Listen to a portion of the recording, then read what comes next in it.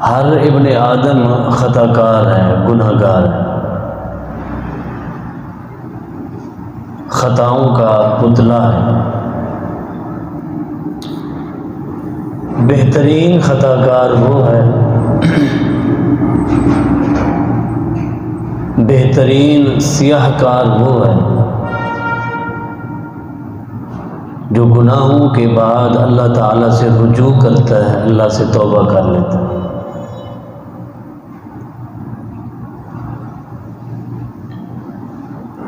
یہ ناممکن ہے کہ انسان سے خطا نہ ہو، انسان سے گناہ نہ ہو۔ انسان کی فطرت میں اللہ تعالیٰ نے رکھ دیا کہ انسان سے خطا ہوگی، غلطی ہوگی۔ ہمارے ذمہ یہ ہے کہ ہم نے اپنے آپ کو غلطیوں سے بچانے کی کوشش کرنی ہے۔ قرآن شاہد ہے، اللہ تعالیٰ نے آدم علیہ السلام کا تذکرہ فرمایا ہے، جو انسانیت کے باپ ہیں، سب سے پہلے انسان ہیں۔ اللہ تعالیٰ نے جب ان کو جنت میں داخلہ عطا فرمایا، ایک درخت کے قریب جانے سے منع فرمایا کہ اس کے قریب نہ جانا، اس کا پھل نہیں کھانا، باقی ساری جنت آپ کے لیے۔ اب جنت کوئی چھوٹی جگہ نہیں ہے، کوئی مختصر علاقہ نہیں ہے، کوئی ایک چھوٹا سا باغ نہیں ہے۔ آپ صلی اللہ علیہ وآلہ وسلم فرماتے ہیں، جو جہنم میں سب سے آخری نکالا جائے گا، خوش نصیب ہیں وہ لوگ جو جہنم میں نہیں جائیں گے، سیدھے جنت میں چلے جائیں گے۔ اللہ ہمارا شمار بھی ان لوگوں میں فرمائے۔ اب اپنی خطاؤں کی وجہ سے جو لوگ جہنم میں جائیں گے، جو جہنم میں سب سے آخر میں جہنم سے نکالا جائے گا، سب سے آخری انسان، آپ صلی اللہ علیہ وآلہ وسلم فرماتے ہیں اس کو جنت کا جو حصہ دیا جائے گا، یہ پوری زمین اور اس کی مثل ایک اور زمین، یہ رقبہ اس کو جنت میں ملے گا، جو جنت میں سب سے آخر میں جائے گا اور جہنم سے سب سے آخر میں نکالا جائے گا۔ اب آپ خود اندازہ لگائیں کہ جنت کتنا بڑا رقبہ ہے۔ یہ تو صرف ایک انسان کا حصہ ہے، اور یہ وہ انسان ہے جو سب سے آخر میں جہنم سے نکالا جا رہا ہے۔ جو سیدھے جنت میں جا رہے ہیں ان کا کتنا بڑا رقبہ ہوگا، کتنی زمین ہوگی ان کے حصے میں جو ہے۔ تو یہ ساری زمین اللہ تعالیٰ نے آدم علیہ السلام کو دی، اور صرف ایک درخت کے قریب جانے سے منع کیا کہ اس کے قریب نہیں جانا۔ بس جو بات میں آپ کو سمجھانا چاہتا ہوں، اب گھومنے پھرنے کے لیے، رہن سہن کے لیے تو پوری جنت تھی، لیکن آدم علیہ السلام پھر بھی اس درخت کے قریب پہنچ گئے۔ مطلب یہ ہے کہ انسان کی فطرت میں اللہ نے رکھ دیا ہے بھول جانا۔ انسان بھول جاتا ہے، خطا کر بیٹھتا ہے۔ جب آپ کے باپ آدم علیہ السلام سے بھول ہو سکتی ہے تو ہم کون ہیں؟ ہمارا کام صرف اور صرف یہ ہے کہ گناہوں سے بچنے کی کوشش کرنی ہے، حد الامکان، جہاں تک ممکن۔ اگر گناہ ہو جائے، اگر خطا ہو جائے، تو پھر ایک اور مرحلہ اللہ تعالیٰ نے رکھا ہے، اور وہ ہے توبہ استغفار۔ آپ معافی مانگ لو، ہم معاف کر دیں، ہم معاف فرما دیں، آپ کے چھوٹے بڑے سارے گناہ معاف کر دیں۔ بھول آدم علیہ السلام سے بھی ہوئی ہے، اور بھول ابلیس سے بھی ہوئی۔ ابلیس نے بھی خطا کی ہے، آدم علیہ السلام سے بھی بھول ہو رہی ہے، لیکن فرق کیا ہے؟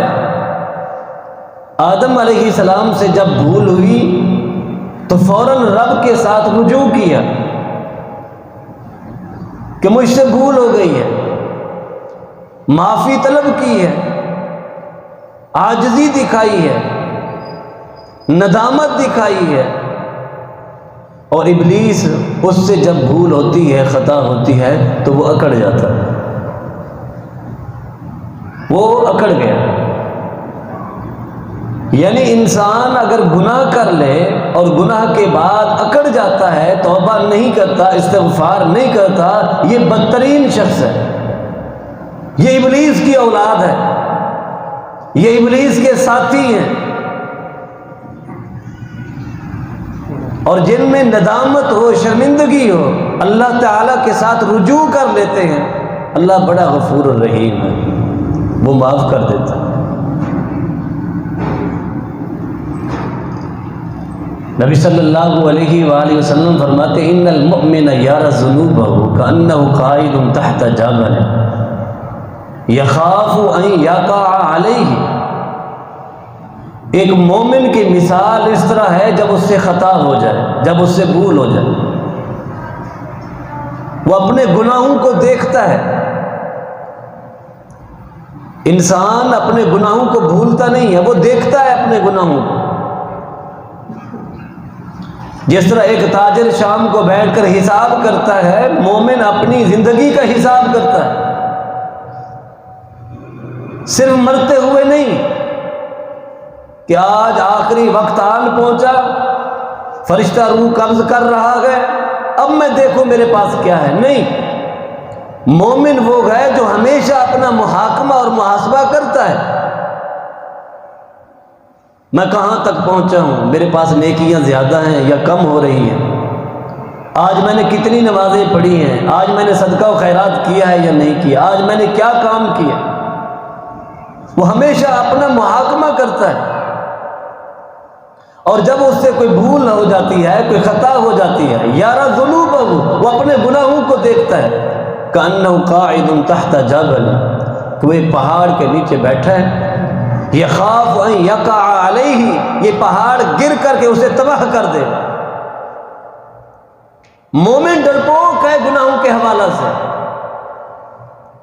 بزدل ہے مومن. جب اس سے بھول ہو جائے وہ بزدلی دکھاتا ہے رب کے سامنے، میں خوف زدہ ہوں، میں ڈر گیا. وَإِنَّ الْفَاجِرَ يَرَى ذُنُوبَهُ، اور ایک فاسق، فاجر، ایک نافرمان انسان جو گناہ کرتا ہے، گناہ پر گناہ کرتا ہے، اس کی مثال ایسے ہے جیسے اس کے ناک پر ایک مکھی بیٹھی، اس نے ہاتھ کے اشارے کے ساتھ اسے اڑا دیا. وہ گناہ کو گناہ ہی نہیں سمجھتا، وہ گناہ کو گناہ ہی نہیں سمجھتا. ایک خطا ہو گئی کوئی بات، اور گناہ اور گناہ. یہ فاسق اور مومن میں فرق ہے. جو فاسق ہے، جو فاجر ہے، وہ گناہوں پر نڈر ہے، بہادر ہے، اور مومن بزدل ہے، وہ ڈر جاتا ہے. حضرت انس رضی اللہ عنہ صحابی رسول ہیں جنہوں نے نبی علیہ السلام کی 10 سال خدمت کی. 10 سال کی عمر میں آئے تھے نبی علیہ السلام کے پاس، غلام بن کر آئے، کسی نے بیچ دیا، فروخت کر دیا. پھر ان کے ورثاء بھی آئے تھے، ان کے والدین بھی آئے تھے ان کو لینے کے لیے. تو آپ علیہ السلام نے کہا کہ جاؤ، آپ کا بیٹا بیٹھا ہے، آپ اس سے پوچھ لیں، اگر وہ آپ کے ساتھ جانا چاہتا ہے تو ہم آپ سے کوئی رقم نہیں لیتے، آپ لے جائیں، بچہ ہے آپ لے جائیں، اگرچہ ہم نے اسے خریدا ہے. والدین آئے اور آ کر کے کہا بیٹا آپ آزاد ہو، آپ ہمارے ساتھ چلو. انس رضی اللہ عنہ کہتے ہیں آپ والدین ہیں، آپ کا احترام ہے، لیکن جس گھر میں میں رہتا ہوں مجھے ماں باپ سے زیادہ پیار ملتا ہے. میں آؤں گا آپ کو ملنے کے لیے، لیکن پیغمبر اسلام کے بغیر اب دل نہیں لگتا. اور یہ کیسے ہو سکتا ہے جو اللہ کے رسول کے ساتھ صحبت اختیار کر چکا ہو اور پھر وہ الگ رہنے کی کوشش کرے یا سوچ سکے؟ بلال رضی اللہ عنہ جب غلامی سے آزاد ہوتے ہیں،